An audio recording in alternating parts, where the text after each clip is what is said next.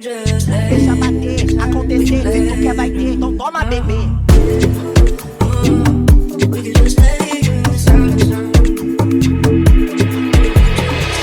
今天是这个纽约热浪的这个来袭，我原本想说在另外一间睡觉，但是知道应该看过我家哦，那在那边我只有对外的窗户，所以我不希望两个窗户都装冷气，那只有装在书房里面。那之前就买了这个单人床，哦，就是那种露营用的床啊，哦，那种折叠的。夏天我就只能这样睡了。给你看，我现在在处理的床。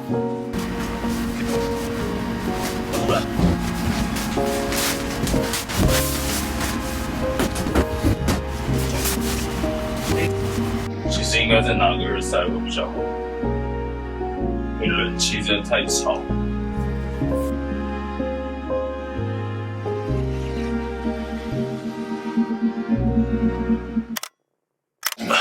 知道，这个头发很炸。哎，那起来呢也蛮麻烦的。现在之后要把这个床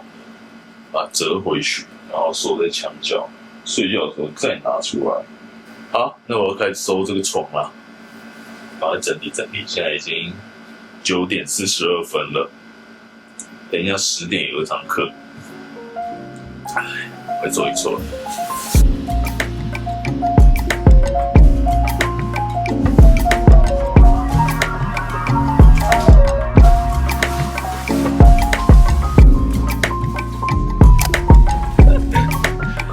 下意识。好，我们先把这一页你跟我讲一下，这个应该就是你能有的东西，跟我分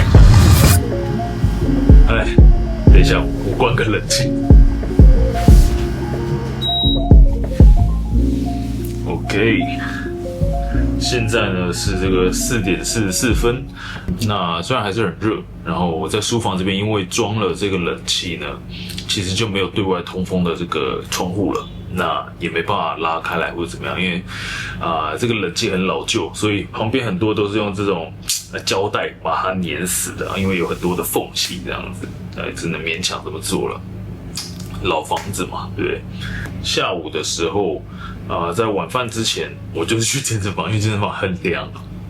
那到那边你就要运动嘛。那如果说重训，因为很多时候下午的时段其实人蛮多的啊，所以平常我是中午去，但下午时段人蛮多，我就会去在那边去在跑步机上面跑步，或者说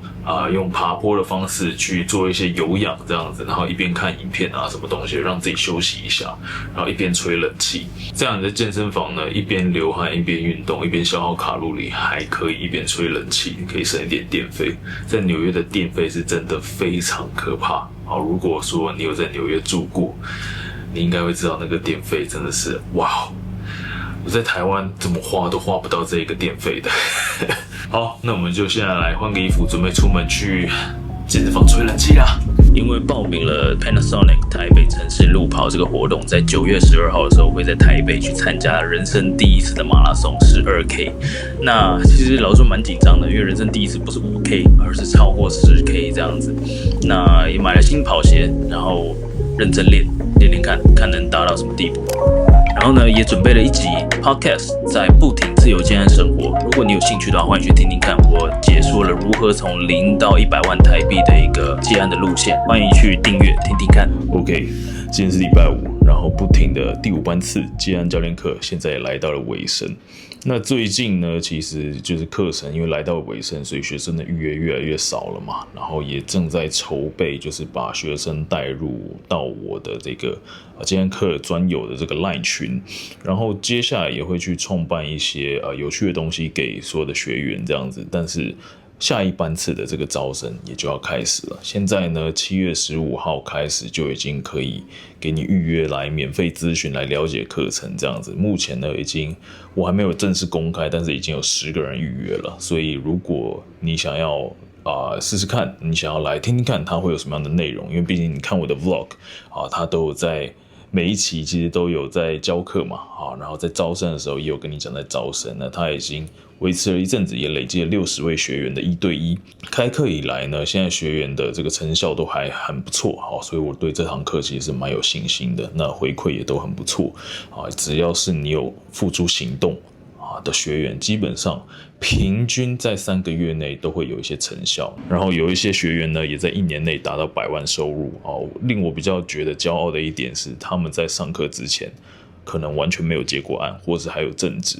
但是却在1年内可以达到这个100万收入，然后把正职辞掉，是一件我觉得，当然功劳是他们自己的，但是我觉得有帮到一点忙，算是我的荣幸。那招生期的时候呢，因为我的时间也会比较充裕一些除了这个免费咨询之外，然后我最近手上的所有的设计的客户也都结掉了那暂时也不打算再主动去宣传或者主动去接一些新的客户，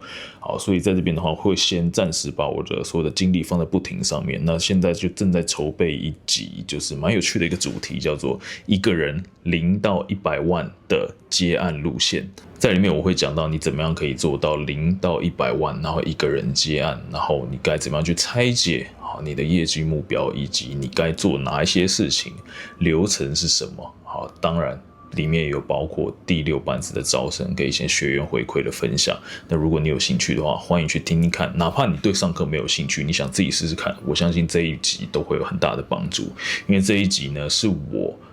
自己包含访谈过100位自由工作者，以及观看身边的一些创业家的做法如果是艺人创业家的话，他们通常都是这个路线，包含我自己也是这个路线。所以我是真正的实行过，所以我才会把它分享出来。所以如果在这里面，我会用尽量最简单、最白话的方式，在这一集里面提供给你。所以如果你有兴趣的话，欢迎搜寻 Podcast 不停自由接案生活。官网的网址butin.co 去找到这一集一个人0到100万的接案路线。他来上课的原因是比较特别，但是我想他的意思就是，他知道那些数位游牧相关的东西，大部分呢好像都在卖一个梦想，让他觉得不太对劲。但是来我这边，我绝对就是在免费咨询里面给你多一点的干货，这样子。甚至有一些学员，我相信正在听节目的你，如果你也知道，就是说你来咨询过，如果你不适合的话，我真的会跟你讲说，你先不用来上课这样子。所以这边呢，我觉得就是凭良心啦，就是凭良心。所以如果你真的觉得自己或许有需要的话，我这边也是用尽全力在帮忙所有的学员这样子。那所有的学员，哪怕是第1班次的学员，到现在都还是找得到我，然后也都保持联络这样子。那欢迎你来免费咨询，好不好？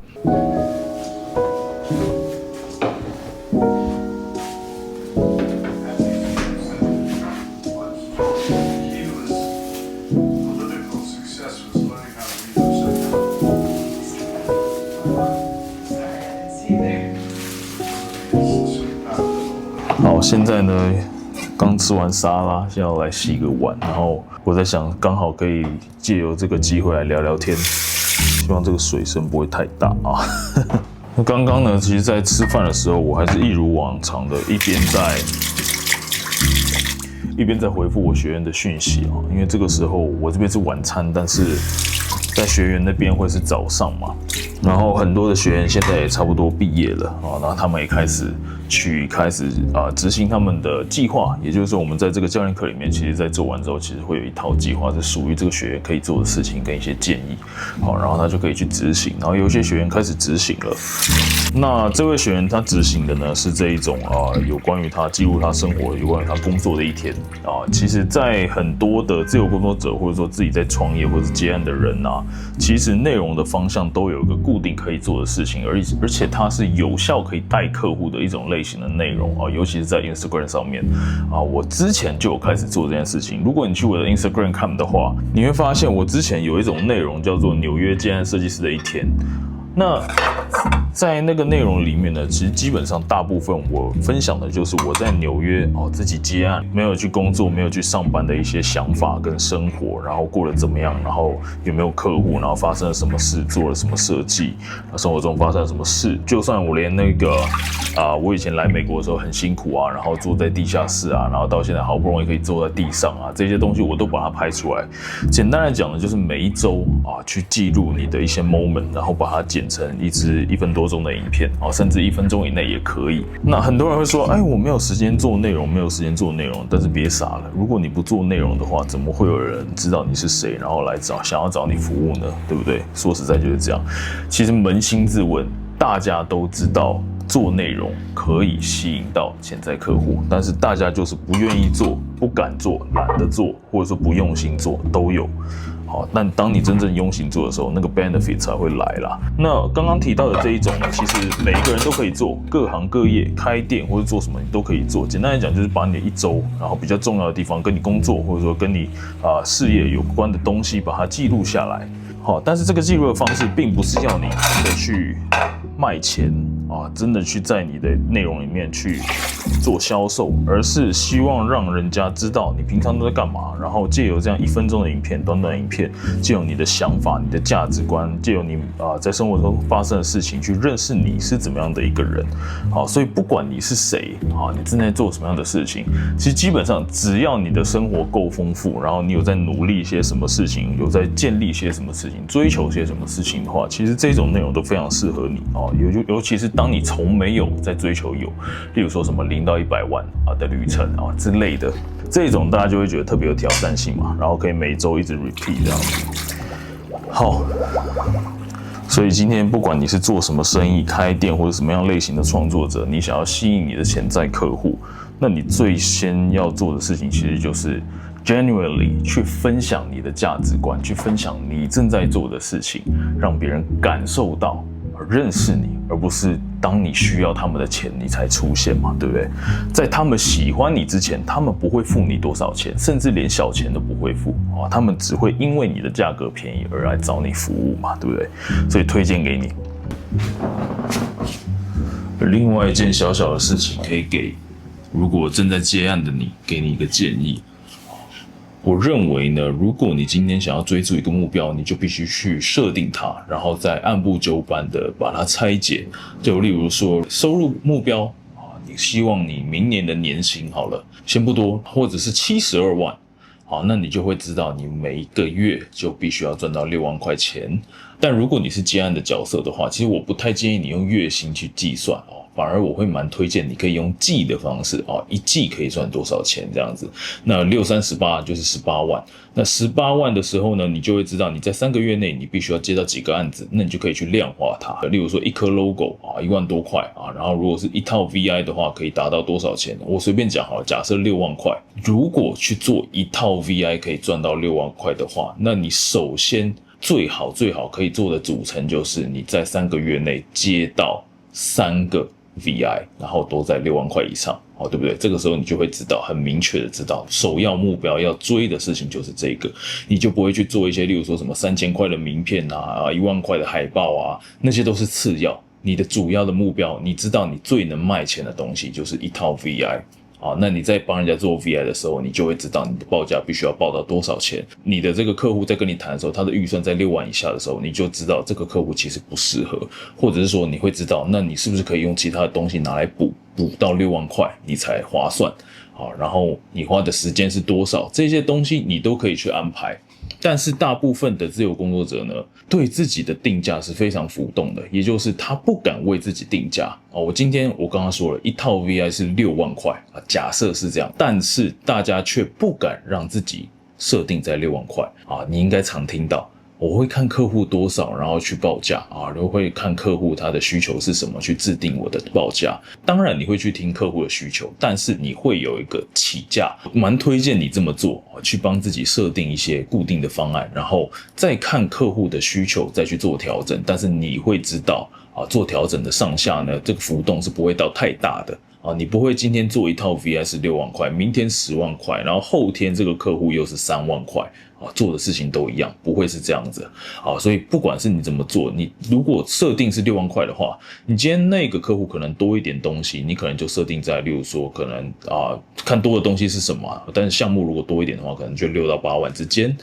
但是如果你今天的少一点的话，你可能你的底价就已经是可能5万因为你觉得做一套 VI， 如果你没有到那个价位的话，说不过去除非你又另外设计了一套简易型的 VI， 就例如说只有 logo 啊、颜色、字体啊，其他的东西都没有。那如果只有这样的东西的话，或许 maybe 这一组可能3万8、4万、5万啊，不一定简便版的啊，但就是给一些小张家使用。所以这些东西你在规划他们的时候，你脑袋里面就会很清楚，我现在设计的这个东西是给谁的，然后可以帮得了什么样的角色，然后客户有什么状况的时候，或许我可以推这个简易版，还是我要推完整版给他。好，那客户如果说想要多一点，或者说想要完善一点的话，或许我还可以推一些其他的包套，就比如说像我的话，我就是整套品牌加一整个网站包在一起，刚好都会是客户需要的东西。那如果客户是要做活动的话，或许你就可以推活动相关的东西，就例如说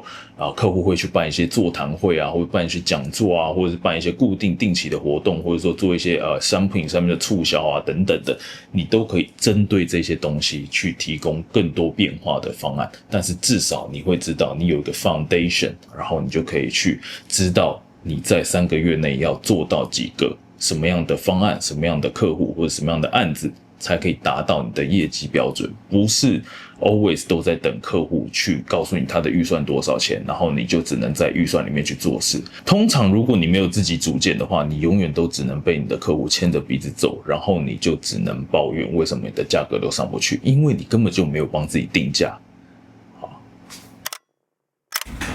早啊，现在是早上10点57分，今天是礼拜6早上了，所以可以睡比较晚。昨天也比较晚睡，昨天晚上看 Netflix 啊，滑手机啊，然后有点 online shopping 这样，买了一些那个西班牙品牌 Meller 的一些眼镜啊，买了他们的5副墨镜啊，因为在半价打折这样子，真的很便宜，一副才30几块美金。我那时候发到限动的时候，大家都跑来回我，就说Meller 很赞，然后也说他们的品牌其实是这种平价的这种墨镜品牌，但是却质量还不错。我觉得可以有多一点的墨镜来做一些变化，因为这个配件它在这个纽约这边是蛮常见的，可能在台湾还好，台湾我记得好像不太有人会去戴墨镜，但是在纽约这边是一个蛮常见的一个配饰。然后再加上我之前有一个白人朋友，他有跟我说，他说他的眼睛如果说太阳直视太久的话，好像会有出什么问题，或者说会有什么伤害之类的，所以他们白人是真的需要戴墨镜。我在想会不会是跟肤色有关因为白人也特别怕晒伤嘛，所以会不会眼睛也特别怕你知道阳光之类的。好，那现在呢，我们台湾有一个 school 群也就是他们在 school 打比赛，然后有打到前5名的一个很厉害的一个朋友，也是我的来宾 J 跟 AC， 然后他们有一个 B Mafia， 然后跟一个 Race and Rise 的这个群，然后现在呢，他们正在打比赛然后今天是最后一天直播，他们就是靠直播，然后去推广他们自己的这个社团，然后跟他们的价值观跟理念等等的。然后这几天其实每次我都有在看，毕竟是朋友嘛，对不对？然后新朋友所以也是多了解一下，然后看看他们在聊什么东西。对，然后我觉得大家都是蛮认真的，然后大家的凝聚力也是蛮强的，这一点我是蛮佩服的。因为我之后在不停这边，我也希望可以做一个线上的俱乐部嘛，然后也会有线下活动等等的。但是我觉得凝聚人心这件事情，我可能还有很多要跟他们去学习。那他们有邀请我今天看要不要上直播，然后看看他们怎么回吧。他们正在直播，然后好像播到凌晨，台湾的凌晨，但我这边早上已经11点了。对。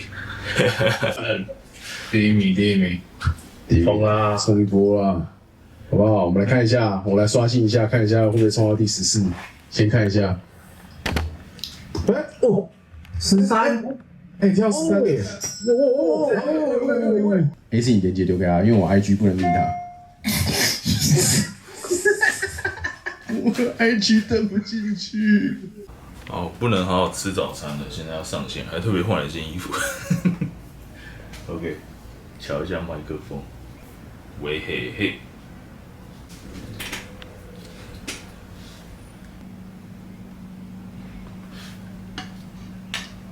就像刚刚提到 DWA，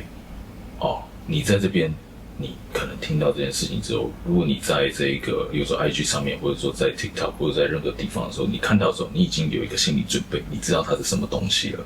因为你比较不容易有这个资讯落差。我拿2000块台币跟你买200块台币好了 ，OK 啊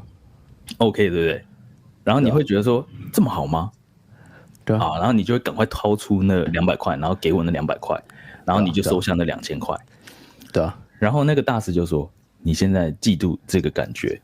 你在跟人家做交易的时候，你就是要给人家这个感觉，但是你这个2000块不是钱，是你的技能或是你的服务，你要让人家知道，这个 deal 我没有理由拒绝。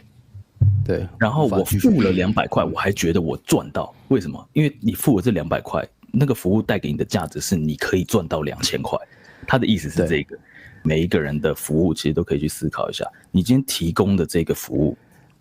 你能不能让人家觉得这是一个 best deal， 我不可能拒绝它。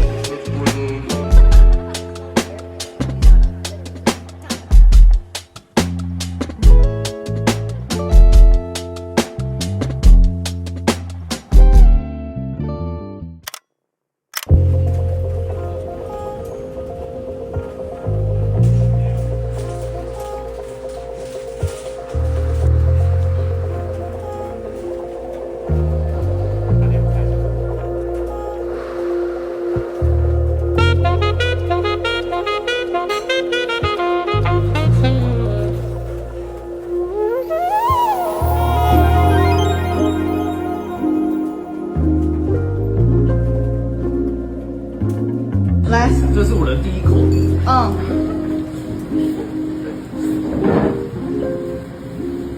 这太扯了吧！还好，哎，你去哪里学的啊？笑死了。